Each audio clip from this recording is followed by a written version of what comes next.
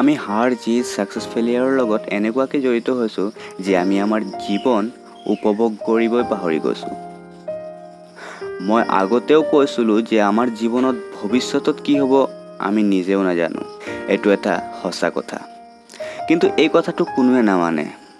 আৰু এইটোও কথাটো সঁচা যে জীৱনত প্ৰব্লেমো বহুত আছে, কিন্তু যদি প্ৰব্লেমৰ লগত ডিল কৰিব পাৰোঁ তেন্তে প্ৰব্লেমৰ পৰা ওলাবৰ ৰাস্তাও বহুত আছে। জীৱনত মজবুত হোৱা যাতে তোমাক কোনোৱে হাৰ্ট কৰিব নোৱাৰে। জীৱনত জীয়াই থাকিব শিকা যাতে জীৱনো তোমাৰ লগ এৰিব নোৱাৰে। মানুহে তোমাৰ ওপৰত জ্বলিবই, তোমাৰ বিষয়ে বেয়া কথা ক'বই।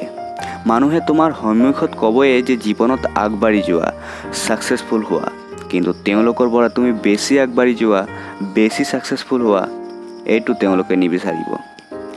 কাৰো বিষয়ত সঁচা তাৰিফ কৰিব হ'লে সকলোৱে মন ধাৰণ কৰিব, কিন্তু কাৰো মিছা বদনাম কৰাৰ সময়ত সকলোৱে চিঞৰি চিঞৰি কৰিব। জীৱনৰ আৰু এটা সঁচা কথা হ'ল যে যেতিয়া কাৰো কিবা তোমাৰ পৰা কাম কৰাব হ'ব তেতিয়া তেওঁলোকে তোমাৰ লগত কথা পাতিব, বন্ধুত্ব কৰিব, কিন্তু যেতিয়া তুমি প্ৰব্লেমত থাকিবা, কষ্টত থাকিবা তেতিয়া তেওঁলোকেই তোমাক পাহৰি যাব।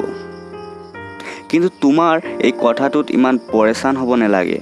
তুমি নিজে পৰিশ্ৰম কৰি নিজৰ সপোনবোৰক পূৰণ কৰাৰ চেষ্টা কৰা। হাৰ জিতৰ কোনো ব্যৱধান নাৰাখি কঠোৰ পৰিশ্ৰম কৰি যোৱা, আৰু যেতিয়া তুমি তোমাৰ সপোনবোৰক পূৰণ কৰি সফল হ'বা তেতিয়া তেওঁলোকেই তোমাক আকৌ আদৰিব। যদি এই ভিডিঅ'টোত কোৱা কথাবোৰৰ লগত তুমি যদি একমত তেন্তে এই ভিডিঅ'টো শ্বেয়াৰ কৰা, লাইক কৰা আৰু মোৰ চেনেলটোক ছাবস্ক্ৰাইব কৰি মোক সহায় কৰা। Thanks for watching. Keep supporting, keep loving.